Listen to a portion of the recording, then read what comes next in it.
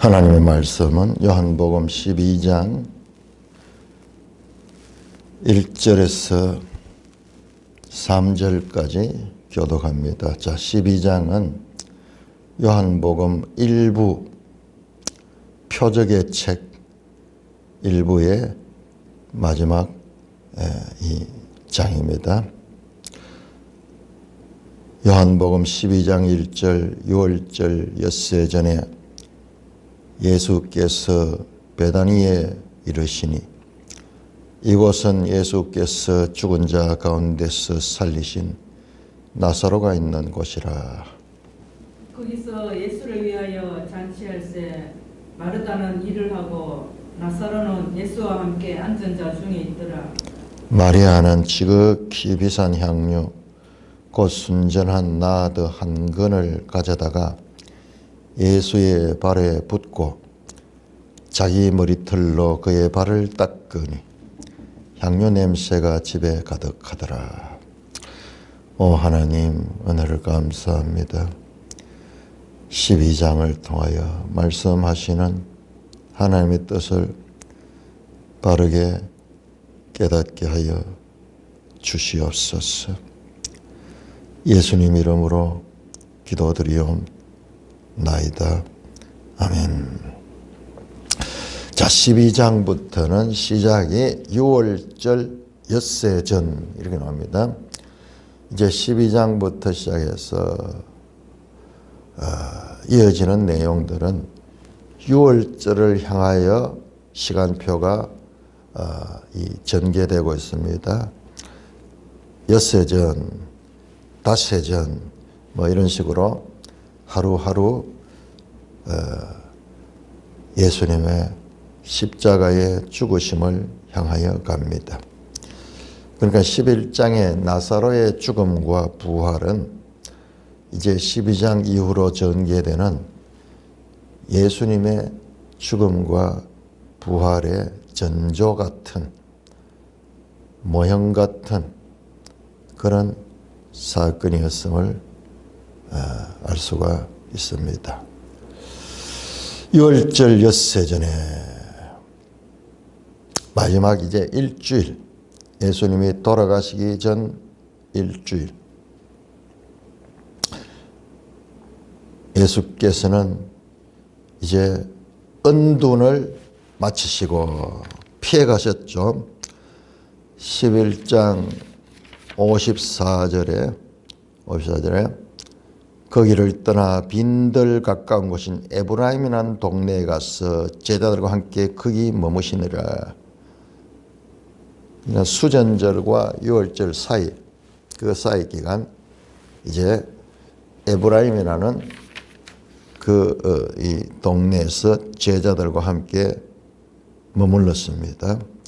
그리고 이미 55절에도 11장 55절에 유대인의 6월절이 가까움에 나오죠. 6월절이 가까움에 6월절 엿새 전에 그다음에 12절은 그 이튿날은 6월절 닷새 전이 되겠죠. 이런 식으로 시간이 이제 천천히 가면서 이제 마지막 한 주간에 예수님의 행적과 가르치심이 이제 그리고 그에 반응하는 유대인들의 이 모습들이 전개되며 하나님의 뜻을 드러냅니다. 은둔해 있었습니다. 카롭토 숨어 계셨죠. 그런데 이제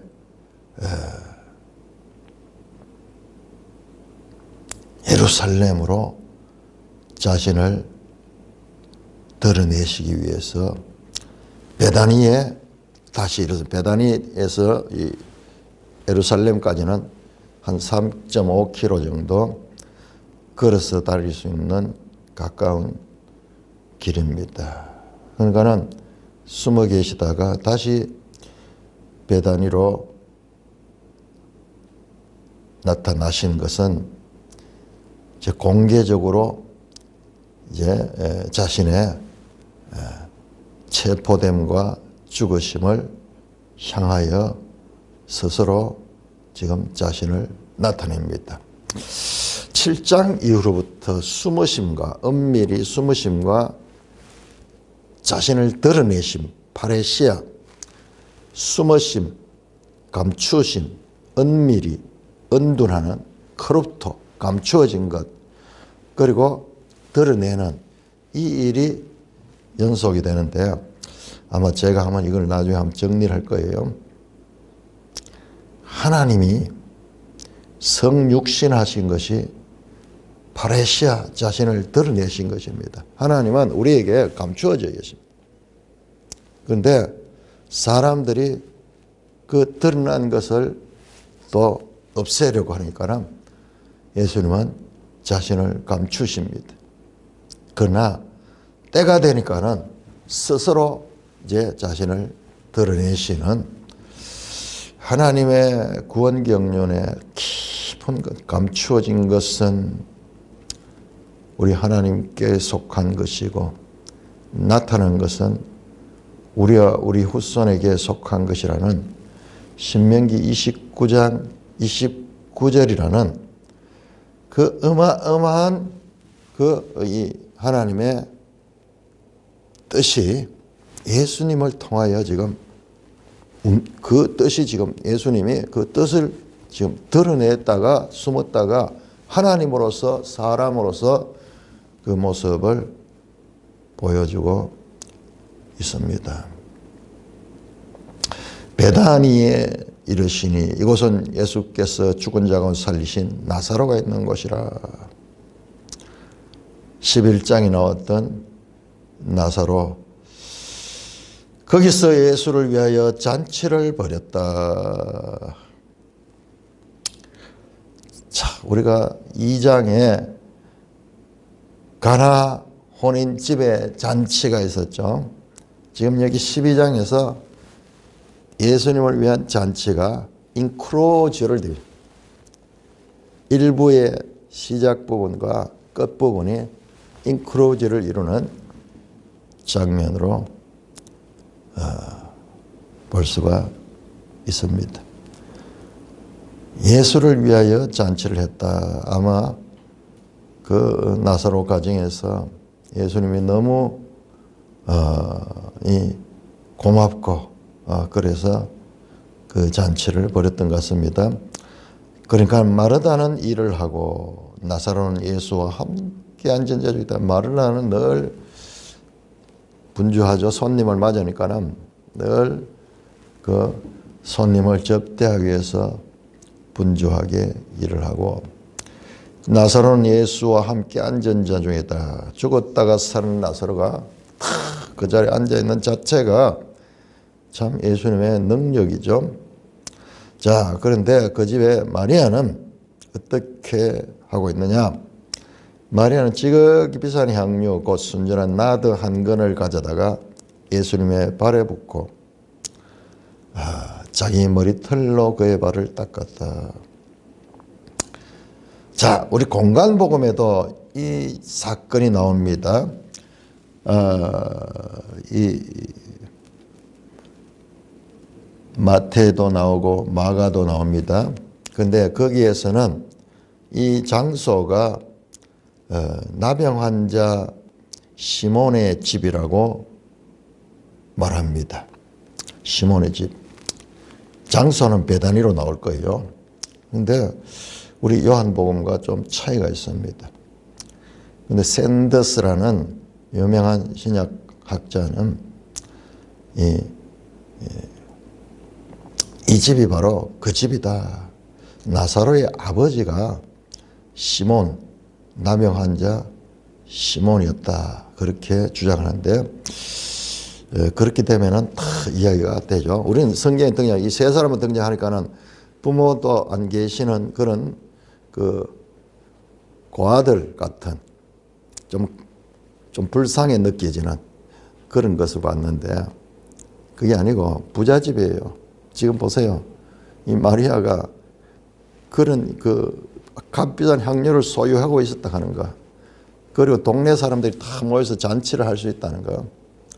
그러니까 제자들이 예루살렘에 오면은 베다니에 가서 묵었다는 거 보면은 우리의 어떤 선입견을 깨뜨리는 그런 큰 집이고 부잣집이었던 것 같습니다.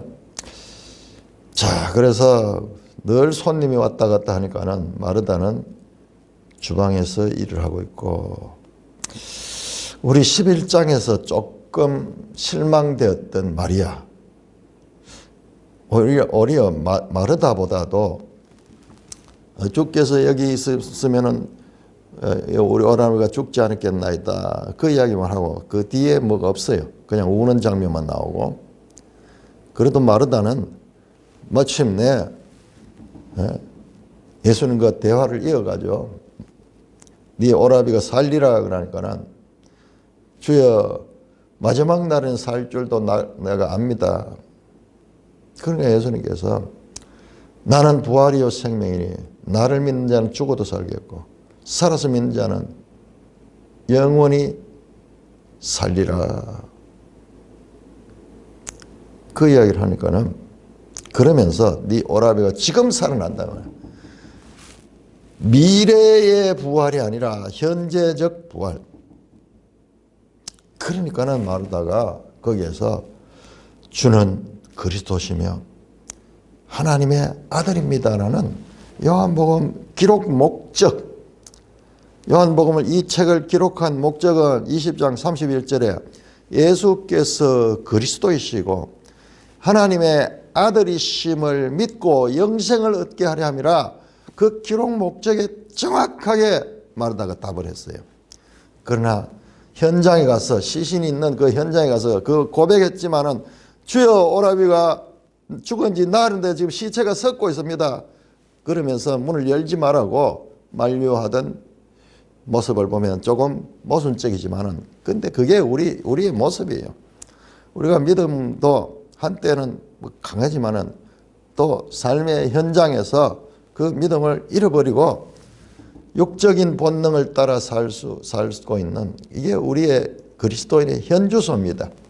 왜냐 그러면 우리 속에는 성령을 따르고자 하는 그와 같은 새로운 생명과 그 다음에 육체를 고수하고자 하는 우리에게 죄된 속성이 공존하기 때문에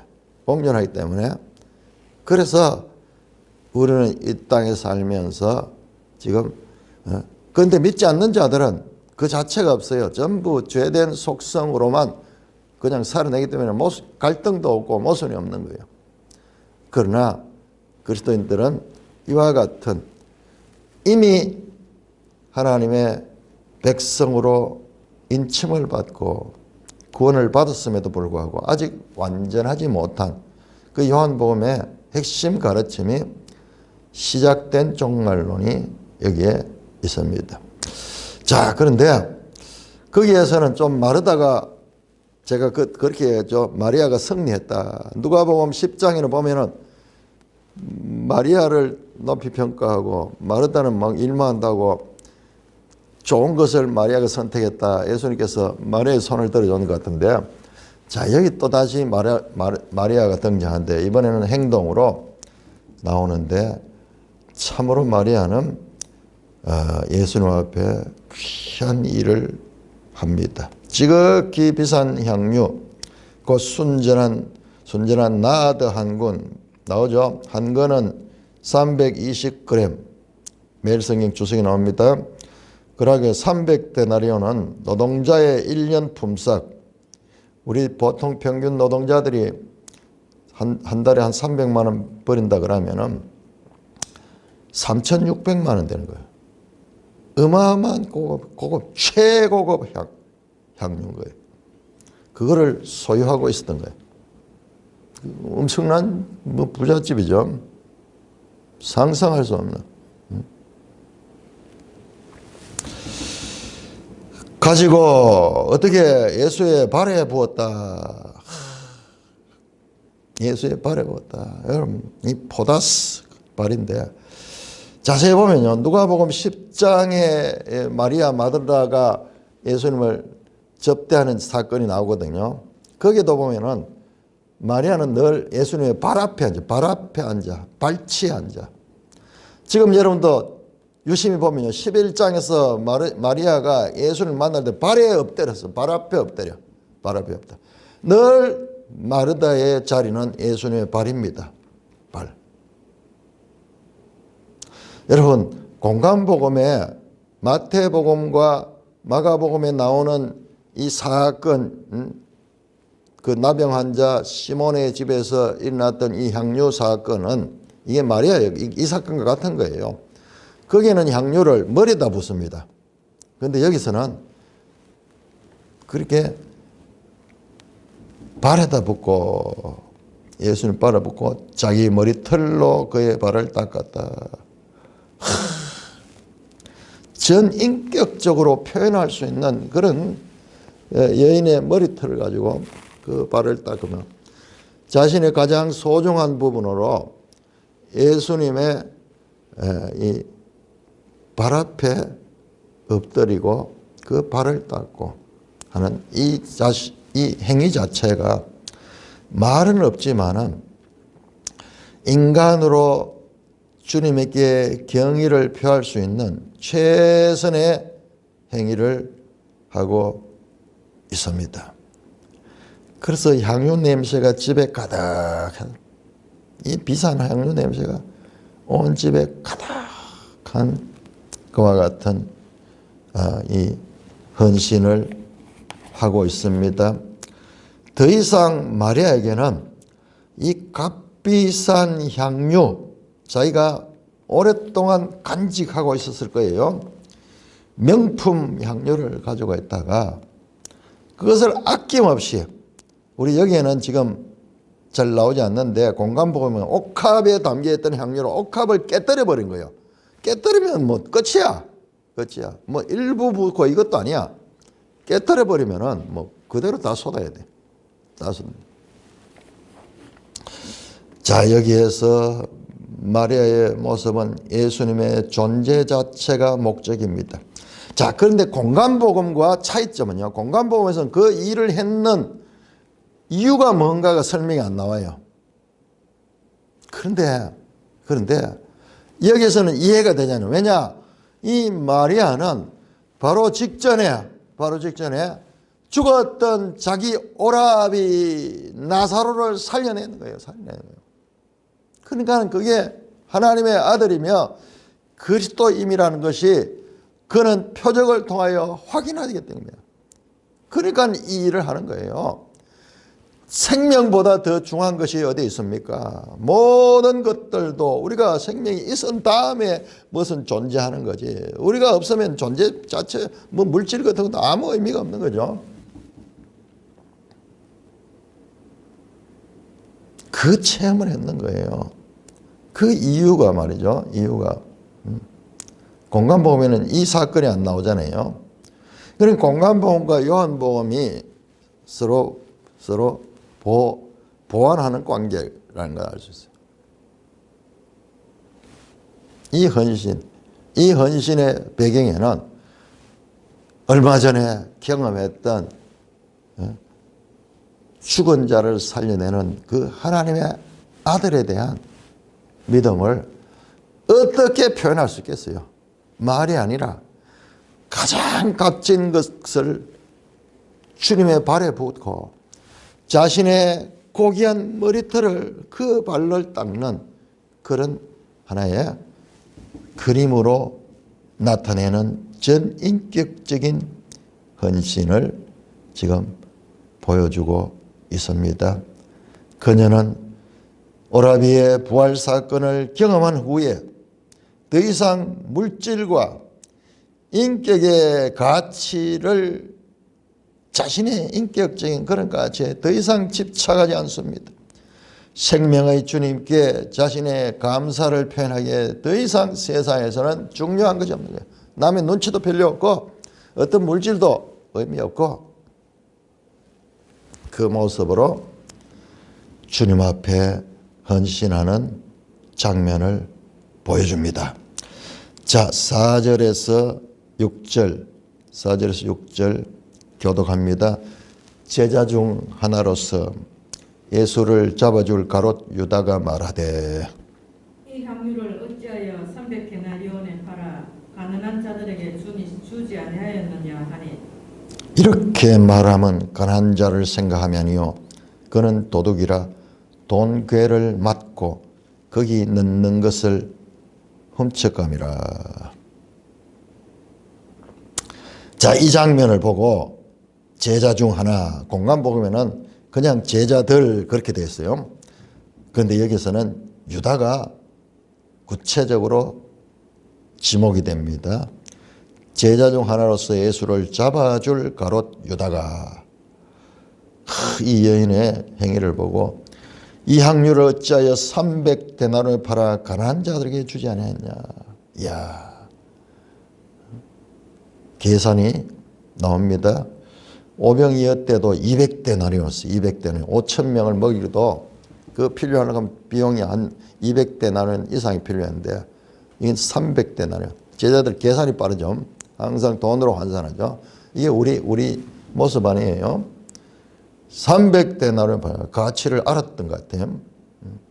가난한 자들 주지 않겠나. 이야, 가난한 자.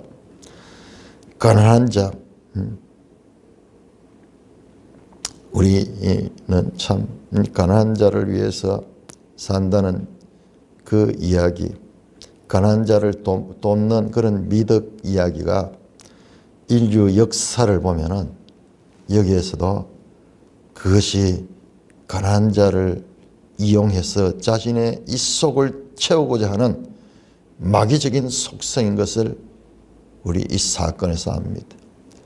인류 역사는 가난한 자를 위하고 평등한 세상을 만든다는 달콤한 그와 같은 유혹을 통해서, 그게 바로 유물론 사상, 칼 막스가 만들어낸 그 공산주의 사상, 그 사상이 가는 곳마다 가난한 자가 해방되는 것이 아니라 수많은 수천 수억의 살인이 사람을 죽이는 것이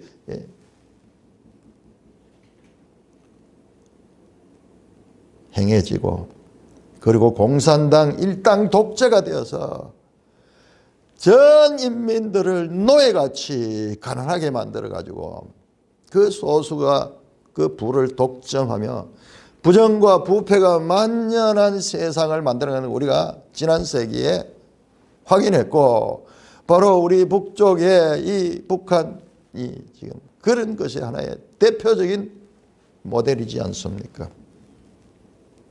사람들이 가난한 자를 위한다, 그런 이야기 하는 것이, 그것이 얼마나 이 위험한가.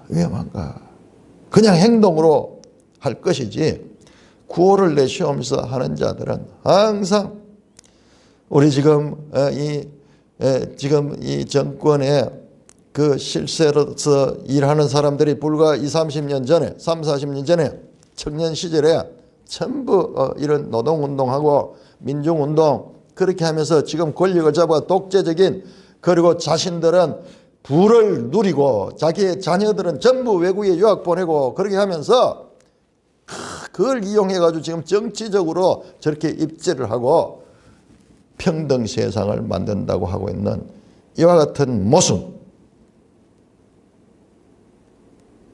그 현장이 눈앞에 지금 펼쳐지고 있습니다. 사람의 말을 참으로 표면적인 것과 그 이면적인 것, 어쩌면 이 사람들이 일시적으로는 그런 생각이 있었을 거예요. 그러나 그것이 자신들을 위한 하나의 이념적 도구로 자기 유익을 구하는 하나의 방법이 됐다. 자, 이렇게 말하면 가난한 자를 생각하기 아니요. 이러면 이 말씀이요. 이 말씀이 10장 13절에 보시면 10장 15절에 양과 목자에 대한 말씀할 때 그때 13절은 양을 돌보지 아니함이니, 그가 사꾼인 까닭에 양을 돌보지 아니함이니, 생각함이 아니요. 여기 같은 단어예요. 같은 단어. 이게 지금 그러니까 이 요한복음이 내용들이 연결되어 있는 거예요. 뿐만 아니라 그는 도적이라, 그는 도둑이라 나오죠. 이 도둑, 이게 크랩테스가 그 10장에 나오는 나보다 먼저 하는 강도요, 절도요 갈 적에, 그게 절도요, 절도 가는 표현이 크랩테스. 바로 양과 목자 비유에서 나오던 그 인물이 바로 이 인물이에요. 돈괴를 맞고 거기 넣는 것을 훔쳐가는 거예요. 결과적으로는 그 돈을 자신이 훔쳐가기 위해서 의로운 척 말했다는 것을 알 수가 있습니다. 마리아에게 있어가지고 물질의 가치 이런 것은 더 이상 의미가 없었지만은 그러나 예수님의 제자로 따르는 유다에게 있어서는 물질이 가장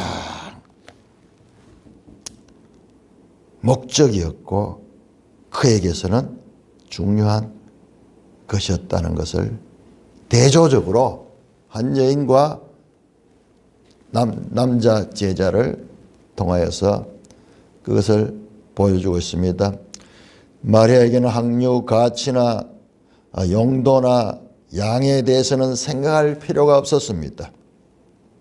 생명의 주님 앞에 물질의 가치는 무색했지만은 유다에게는 그러한 체험도 없고 그러한 믿음은 더더욱이 없었던 것입니다. 자, 7절에서 8절 예수께서 이르시되 그를 가만두어 나의 장래할 일을 위하여 그것을 간직하게 하라. 가난한 자들은 항상 너희와 함께 있거니와 나는 항상 있지 아니하리라 하시니라. 자, 그렇게 유다로 대표됐지만 제자들도 그런 생각을 했을 것 같아요. 예수님께서 말씀합니다. 그를 나무라지 마라. 왜? 나의 장래할 일이라서 그것을 간직하게 하라. 예수님이요. 지금요, 예수님은 뒤에도 나오지만 이제 헬라인이 찾아오면 예수님이 이제 인자가 영광을 얻을 때가 왔다 그러면서 그 마지막 자신의 죽음에 대해서 설교를 합니다. 지금 이 사건 나사로의 집에서 베다니에 이 마리아가 향유를 자신에게 붓는 것도 마리아가 그런 생각으로 했는지는 몰라요. 근데 그런 생각으로 안 했던 것 같아요. 예수님이 해석하는 거예요. 예수님이 지금 이 한 주간은 예수님의 죽음을 향하여 가는 시간이라는 거예요. 이 사건이 바로 자신의 장례 때 사용될 그 향유를 도유하는 것으로 그렇게 해석하는 거예요. 그런데 좀 이상하죠. 왜냐 그러면은 예수님의 시신에다가 향유를 붓는데 우리는 이런 문화가 우리에게 낯설지만은 우리 보면은 나중에 예수님 돌아가실 때 아리마대 요셉과 니고데모가 와서 향유를 붓는 향유와 향품을 넣는 그 나오고 그다음에 여인들도 향품을 구하고 시신에다가 이런 향유나 향품을 같이 이렇게 넣어서 매장하는 그런 유대적인 풍습이 있는 것을 봅니다. 그런데 그거는 장례할 때 써야 되는데 또 여기 나오죠. 나의 장례할 날을 위하여 그것을 간직하게 해라. 있어가지고 지금 다 쏟았는데 세번역은 보면요. 세번역이 제일 잘 된 것 같아요. 그는 나의 장사할 날에 서려고 간직한 것을 지금 쏟았다. 지금 이거는 내 장사할 날에 설라고 하는 것을 미리 이제 다 쏟았다. 그렇게 해석이 이 번역을 했는데 그러면은 깔끔하죠. 깔끔하죠. 장례할 날에 설라고 간직한 것을 지금 미리 쓴 것이다. 예수님의 이 한 주간이 이제 죽음의 그 주관이 될 것을 이제 이 사건을 통해서 예표적으로 행했다는 말씀입니다. 그러면서 가난한 자들은 항상 너희와 함께 있거니와 나는 항상 있지 아니하리라. 마리아의 행위는 예수님의 죽음에 대한 교훈하실 기회로 삼으십니다. 죽음 문제를 극복한 것을 인식한 사람의 행동을 통해 자신의 죽음을 애고합니다. 가난한 자들은 가난한 자 운운했던 유다에게 가난한 자는 항상 너희와 함께 있다. 그러나 나는 있지 않다. 지금 주님의 떠나실 것을 말씀하고 있죠.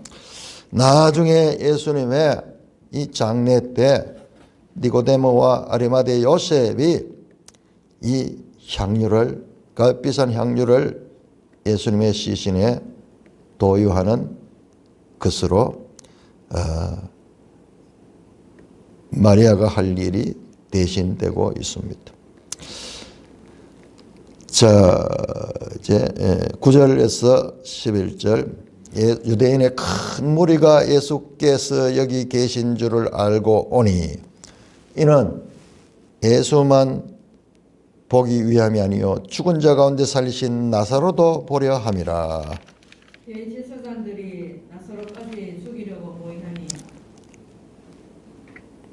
나사로 때문에 많은 유대인이 가서 예수를 믿음이라. 자, 그러니까는 이제 베다니에 예수님이 계시는 것이 이제 또 소문이 나서 유대인의 큰 무리가 이 베다니를 찾아왔습니다. 예수만 보기 위함이 아니요 죽은 자 가운데 살리신 나사로도 말이야. 죽었다가 살아났다는 나사로가 그 소문이 막 전 예루살렘에 탑뉴스로 퍼진 거예요. 죽은 자가 살아났다고. 그 누가 그랬는데? 예수가 그랬고 나사로가 그 대상이야. 인생의 최고의 문제인 죽음 문제가 이 해결되었다는 이 소식은 온 세상 사람들에게 초미의 관심이 되겠죠. 자, 그러자 대제사장들은 나사로까지 죽이려고 모의했다. 대제사장들로 나오죠. 복수로 나오죠. 대제사장 한 사람 보는데 그 해에 대제사장 가야바였는데 들 가는 것은 아마 이것은 이 전임 우리 그 노예는 뭐 정경 총회장 뭐 이런 이야기를 하는데 뭐 그런 사람들 그리고 또한 그 현직 제사장 가운데서도 이 한 사람 대제사장 말고도 또 이 대제사장 승계할 수 있는 그런 무리를 가리키는지 자간 그 대제사장들이 나사로까지 죽이려고 모였다. 나사로 때문에 많은 유대인이 가서 예수를 믿기 때문에.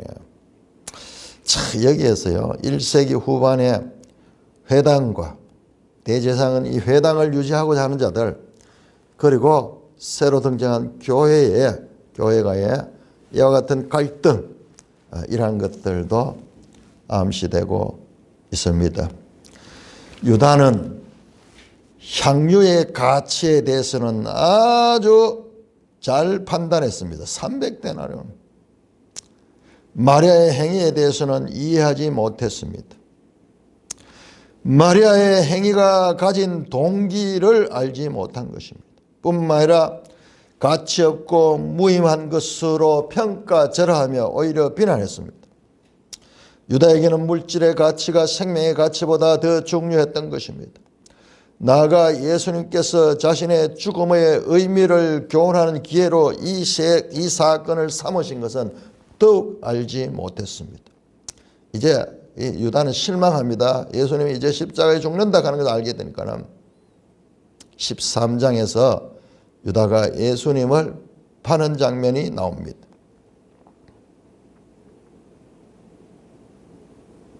물질에 대한 집착이 생명에 대한 감사를 질식시키며 예수님의 교훈을 들을 수 있는 기회를 그에게 빼앗아갔습니다. 그는 제자라고 하지만은 백성의 마음을 예수님께 빼앗기는 것을 싫어하여 나사로와 예수님을 모두 죽이려는 대제사장들과 같은 생각을 가진 자로 드러나고 있습니다. 자, 오늘 우리는 이 본문에서 인류 역사상 최대 문제, 물질과 존재에 관한 문제, 거기에 대해서 이 어마어마한 물질과 존재에 대한 인류 역사가 이렇게 수많은 생명을 희생하면까지 했던 유물론주의자들과 그리고 하나님의 말씀을 따르는 사상과의 충돌을 본문에서 봅니다. 예수님 없이 가난한 자를 돕는 행위에는 또 다른 목적이 있다는 것을 우리는 압니다. 공산주의, 민주화 운동, 노동 운동, 자기들이 기득권을 차지하려는 운동. 순수하게 이 운동한 사람은 나중에 다 죽습니다. 다 없애버려요. 러시아 혁명 때도 그랬고 북한에서도 다 이용해 먹고 다 처리해버렸어요. 다. 우리 남한의 그 박헌영이 같은 사람은 정말 순수 공산주의자거든요. 순수한 동기로 했는데 나중에 이제 혁명이 완성이 되고 그렇게 되니까는 친미주의자 간첩이라고 몰아가지고 죽여버렸어요. 주님께 향유를 부은 마리아는 이제부터 가난한 자를 위하여 인생을 부을 수가 있습니다. 진정으로 가난한 자를 위해서 헌신할 수 있는 것이 이런 자세가 된 이후에 예수님께 향유를 붓는 것을 아까워하는 이가 가난한 자를 위하여 무엇을 투자한다는 것은 생각해 볼 수가 없습니다. 예수를 잃으면 가난한 자를 위한 도움도 실천할 수가 없습니다. 예수를 얻으면 비로소 가난한 자를 위한 도움을 실현할 수가 있습니다. 유다는 예수님의 뜻을 이해하지 못하는 예수의 제자입니다. 그는 물질을 구하고 예수를 놓쳤습니다. 예수를 구하고 물질을 버리는 여인과 물질을 구하고 예수를 버리는 도적이 지금 오늘 이 장면에서 비교되고 있는 것입니다. 참 여러분 이 장면을 너무나 가난한 자 운운하는 자들, 여러분 이게요 칼막스라는 자가 유대인 출신이에요. 그 자가 평생 노동을 해보지 않았어요. 아주 부유한 집안. 칼막스 그리고 엥겔스, 우리 초등학교 때부터 이름이 나오잖아요. 그들이 부유한 집 아들, 이상 공상적인 그런 것을 가지고 그런 사상을 내몰아서 저 유럽을 비롯하여 이 한반도까지 수천 수억이 죽었어. 수억이. 인류 역사상 가장 비극적인 사건이 바로 그 사건이었어요. 그 사건.